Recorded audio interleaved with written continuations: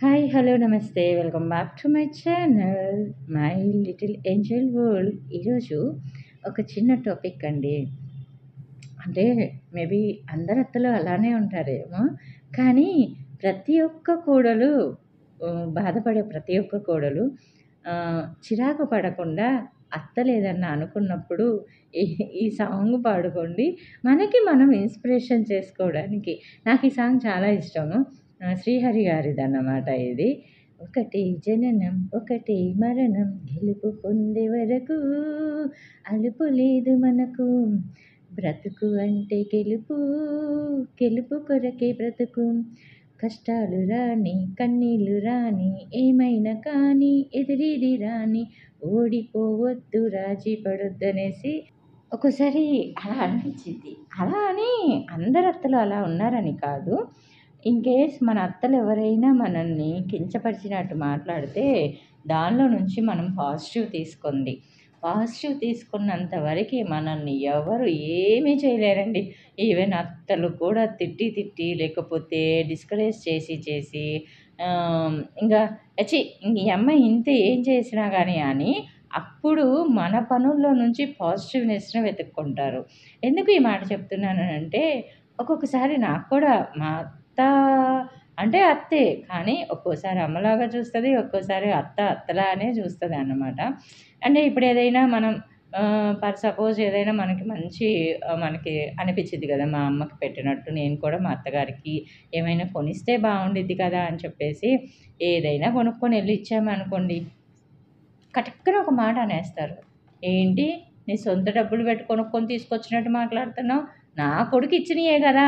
అని అంటారు. నాకు బాధేసిద్ది.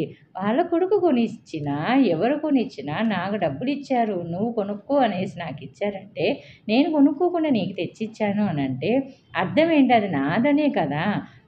నాకు అయితే ఒకటి నిజంగంటే చాలామంది అలా హస్బెండ్స్ ఇచ్చిన మనీ పెట్టి తీసుకెళ్ళి కొనిస్తారేమో కానీ, నేనేదైనా కొనియాలి అనుకుంటే మాత్రం నా కష్టార్జితమే పెట్టి కొనిస్తా. అది అమ్మయినా సరే, అత్తయినా సరే. నాకెవరైనా ఒకళ్ళే.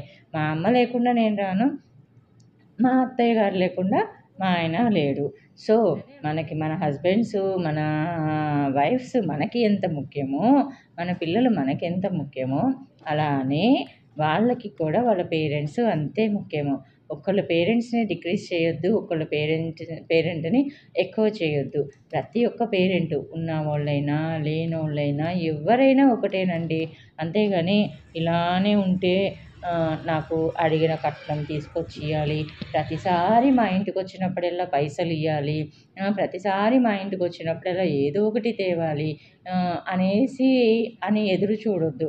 అల్లుళ్ళైనా, కోడళ్ళైనా అలా ఎదురు చూడొద్దు. అత్త అంటే మన అమ్మ ఎలానో అలానే ఆలోచించండి. అంతేగాని అత్త అంటే అత్తే, అమ్మ అంటే అమ్మే అనంటే ఈరోజు కొన్ని రోజులు ఎవరికైనా గానీ మిస్‌అండర్‌స్టాండింగ్స్ ఉంటాయి. ఏంటంటే అప్పటిదాకా వాళ్ళ కొడుకు వాళ్ళ చేతిలో ఉంటాడు కదా!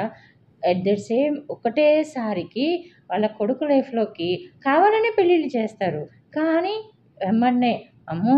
ఇది నా కొడుకుని కొంగున కట్టేసుకుంటదేమో, నా మాట చెవిదాడతాడేమో, నాకేం చెప్పకుండా చేస్తాడేమో, నాకంటే ఎక్కువ బాగా చూసేసుకుంటాడేమో అని ఒక చిన్న ఫీల్ ఉండిద్దనమాట. అది అందరిలో ఉండదులెండి. కొంతమందిలో ఉండిద్ది. అంతే. అంతకు మించి ఇంకేం లేదు.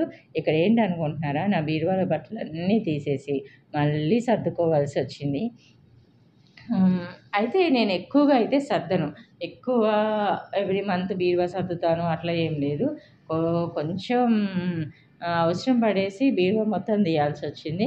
ఇంగా దాన్ని తీసేసి మళ్ళీ సర్దేసుకుంటా ఉన్నాను. ఎందుకో అది సర్దుతా ఉంటుంటే మా పాపతోటి మా అత్తగారన్న మాటలు గుర్తొచ్చాయంట. ఏంటంటే గిఫ్ట్ నుంచి నేను తెప్పించినయి చూసారు. మా పాప ఎళ్లి చూపిచ్చింది. నానమ్మ ఇది మా అమ్మ కొనిచ్చింది అంటే, "మీ అమ్మనా? మీ అమ్మ ఏం కొనిస్తది?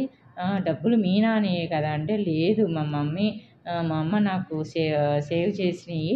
అండ్ తను కష్టపడ్డాయి, తను ఆన్‌లైన్ చేసినయి శారీస్ అమ్మిన డబ్బులతోటి కొనిచ్చింది అంటే, అయ్యైనా నా కొడుకియ్యేగా అనేసందంట. లేదు నానమ్మ, అమ్మ ఎప్పుడు ఎక్కువ డబ్బులు వేస్ట్ చేయదు. నాన్న కొనిస్తే నాన్న కొనిచ్చాడని చెప్తా, అమ్మ కొనిస్తే అమ్మ కొనిచ్చింది అని చెప్తాను అనేసి అందంట. అప్పుడు మా అమ్మాయికి కొంచెం అంటే అదేంటి మా అమ్మని తక్కువ చేసి చూస్తుంది అన్న ఫీల్ కలిగిందంట. నాకు మా అత్త అన్నదానికంటే నా కూతురు ఫీల్ అయిన దానికి నవ్వాలో, హ్యాపీ ఫీల్ అవ్వాలో, మా అత్త అంత తక్కువగా చూస్తుంది అనేసి బాధపడాలో నాకైతే అర్థం కాలేదు. కానీ నేను అందులో కూడా పాజిటివ్ వెతుక్కున్నాను. అంటే నా మనవరాలి దృష్టిలో నా కొడుకు ఎక్కడ చిన్నగా అయిపోతాడో అనుకోని అలా ఫీల్ అయ్యి అలా చెప్పిందేమోలే అని చెప్పేసి అనుకున్నాను. ఓకేలే నాన్న వదిలేసేయి నానమ్మ అంటే నేను ఎక్కువ ఏం చేస్తాను అనే ఆమెకు ఒక ఐడియా లేదు కదా అని చెప్పేసి అన్నాను. అండ్ ఇందులో ఇంకో విషయం చెప్తాను. ఎప్పుడూ మనం పాజిటివ్‌గా ఉంటే ఎదుటి వాళ్ళు కూడా పాజిటివ్‌గా ఉంటారు. మనం ఎలా థింక్ చేస్తే అలానే అర్థమైద్ది. ఈ వర్డ్ ఎందుకు చెప్తున్నానంటే, ప్రతి అత్త కోడళ్ళ మధ్యలో కొన్ని మిస్‌అండర్‌స్టాండింగ్స్ ఉంటాయి. కానీ అట్ ద సేమ్ టైము అత్తలు మనకి సపోర్ట్ చేసే టయాలు కూడా ఉంటాయి. ఎప్పుడో తెలుసా? ఎంత ఇన్‌సెక్యూర్ ఫీల్ అయిన అత్తలు కో కొడుకులు మనల్ని ఏమన్నా అన్నారనేసి, "అత్తయ్య మీ అబ్బాయి నన్ను ఈ మాట అన్నారు చూడండి" అనేసంటే పక్కాగా చాలామంది అత్తలు ఎంకరేజ్ చేయరు కొడుకుల్ని. "ఏంట్రా అమ్మాయిని ఎందుకు ఆ మాట అన్నావంట" అనేసి ఒక మాట అయితే అంటారు చూసారా? ఆ ఒక్క మాటకైనా గానీ మనం వాళ్ళకి ఫిదా అయిపోవచ్చండి. ఇప్పుడు మన అమ్మాయినా మనల్ని తిట్టదా చెప్పండి? మన అమ్మ తిట్టిందని చెప్పేసి మనం అమ్మ మీద అలిగేస్తామా? కక్ష కట్టుకుంటామా? కాదు కదా!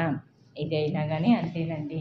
ఎందుకు చెప్తున్నానంటే చాలామందిని చూశాను. నేను చాలామంది నాకు తెలిసిన వాళ్ళు చెప్తారు. మా అత్త అలా చూసేది, మా అత్త ఇలా చూసేది అని చెప్పేసి.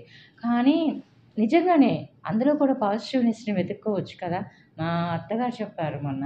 వాళ్ళ అత్తగారిని మా అత్తయ్యని ఇద్దరిని చూస్తే ఇద్దరు అత్తాకోడళ్ళా అనే కంటే మీ కూతురా అని అడుగుతారంట. మీ కూతురా అని అడిగే స్టేజ్‌కొచ్చారు ఎదుటి వాళ్ళు అనంటే, మా అత్తయ్య ఎంత చేస్తే ఎంత సాక్రిఫైస్ చేసి, ఎంత ఆమె ఓర్చుకుంటే, ఎన్ని సేవలు చేస్తే, మా అత్తగారికి చూసి ఆ మాట అంటారు కదా! నిజంగా నాకు హ్యాపీ అనిపించింది. కరెక్టే కదా! అంటే మా అత్తయ్య వాళ్ళ అత్తయ్య గారు హాస్పిటల్‌లో ఉన్నప్పుడు వాళ్ళ పిల్లలు ఎళ్ళేసి శారీ మార్చిపోతుంటే, "ఏ మీరొద్దు, మీ వదిన వచ్చాక మారుస్తది" అని చెప్పారంట. అంటే ఆ వర్డు ఒకవేళ అది తీసుకునే వాళ్ళు ఎలా తీసుకుంటారంటే, ఏంటి నేను ఆమె కూతుర్లయితే మార్చకూడదు కానీ, నేనైతే మార్చాలా? నేనేమన్నా ఆమె కింద పనిదాన్నా? అని చాలామంది అనుకుంటారు.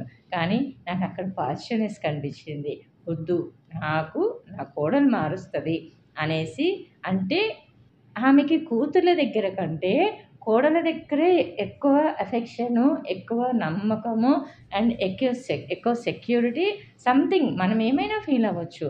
సో, మనం తీసుకునే దాన్ని బట్టే మనం ఎక్కువ ఇది చేసుకోవాలి. అలానే అన్నీ పాజిటివ్, అన్నీ నెగెటివ్‌గా చూడమని చెప్పను గానీ, చెప్తున్నానండి. ఏదైనా గానీ కొన్ని కొన్ని సిట్యుయేషన్స్ మనం మార్చలేము కానీ, కొన్ని కొన్ని మాత్రం మార్చొచ్చు.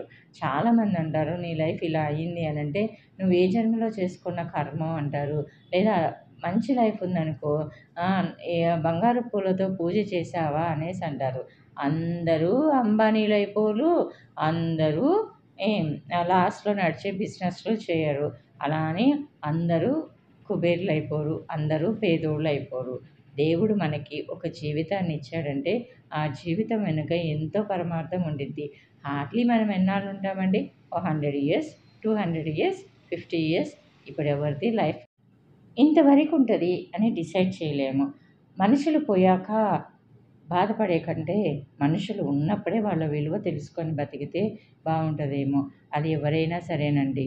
అత్త, కోడళ్ళని కాదు, అమ్మ, కూతుర్లని కాదు, తల్లి, కొడుకులు అని కాదు, తండ్రి, కొడుకులని కాదు. ఎవరైనా ఒక రిలేషన్‌లో మనం బ్రతికున్నంత వరకి వాళ్ళ విలువ తెలుసుకొని బ్రతకండి.